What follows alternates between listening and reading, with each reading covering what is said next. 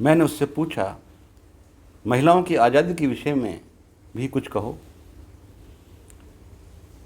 इस पर वह यूँ बोली, प्रकृति ने सबको स्वतंत्र पैदा किया है। प्रकृति के गर्भ में कोई आज़ादी या गुलामी नहीं होती, परंतु यदि कोई धर्म, संस्कृति और परंपराओं के नाम पर किसी को नियंत्रित करना चाहे तो यह मानवता के प्रति अपराध ही कहलाया जाएगा। प्रकृति में कोई किसी की आज़ादी या गुलामी तय नहीं करता। यह शुद्ध रूप से आधिपत्य में रखने वाले और आधिपत्य में रहने वाले के बीच का मसला है। जीवन की आवश्यकताएं कई बार मनुष्य को किसी के स्वामित्व में रहने के लिए विवश कर देती हैं। यह तो सामाजिक व्यवस्थाओं का दायित्व है कि वह सभी मनुष्यों की मौलिक स्वतंत्रता को सुनिश्चित करे। स्त्रियां यदि स्वतंत्रता चाहती हैं तो उन्हें शक्तिशाली व आत्मनिर्भर बनना पड़ेगा, क्योंकि अधीनता हमेशा कमज़ोर और ज़रूरतमंद ही स्वीकार करता है। जो सामाजिक ताकतें जीवन की स्वाभाविक संस्कृति के साथ छेड़छाड़ करती हैं वे कभी न कभी नष्ट हो ही जाती हैं, क्योंकि प्रकृति का दमन कोई भी सभ्यता या समाज लंबे समय तक नहीं कर सकता। मैंने उससे पूछा, मूर्ति पूजा के विषय में क्या कहती हो? तो वह यूँ बोली, मूर्ति हमेशा उन लोगों की बनती है जो लोग मानवता व समाज के लिए कुछ बड़ा करते हैं, परंतु पूजा का औचित्य मुझे अधिक समझ नहीं आता।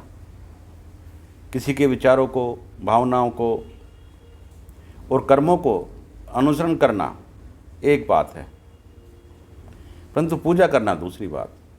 पूजा महान मनुष्यों के कर्मों के महत्व को विलीन कर देती है। जिन उद्देश्यों के लिए उन्होंने अपना कर्म किया, उन उद्देश्यों को धूमिल कर देती है। इसलिए पूजा की उपयोगिता मुझे समझ नहीं आती। समाज में मूर्ति पूजा एक प्रकार से अंधविश्वास का प्रतिनिधित्व करती हुई दिखती है, परंतु साथ में बड़े व्यापार का भी संचालन करती है।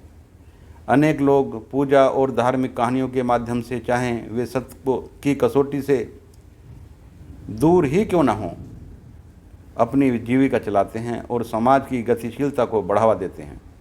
मूर्ति और पूजा दो अलग अलग चीज़ें हैं। एक विशिष्टता बयां करती है, वह दूसरी आस्था व विश्वास को।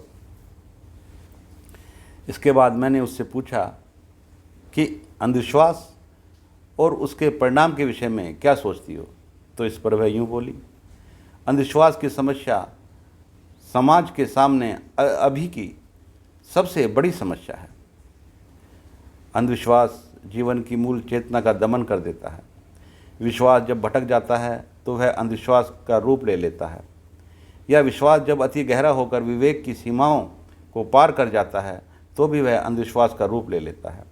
जब हम परंपराओं और संस्कृतियों के नाम पर विज्ञान को नकारने लगते हैं तब भी अंधविश्वास बढ़ने लगता है। जब परंपराएं आस्था व श्रद्धा से जुड़ जाती हैं तो आने वाली पीढ़ियों के लिए वे तर्क से परे होने लगती हैं।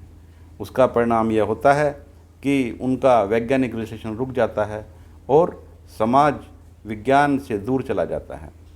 यही सब कुछ हमारे समाज के साथ हो रहा है। जो समाज प्रकृति की संस्कृति को समझने में नाकाम हो जाता है वह अंधविश्वास का शिकार हो ही जाता है।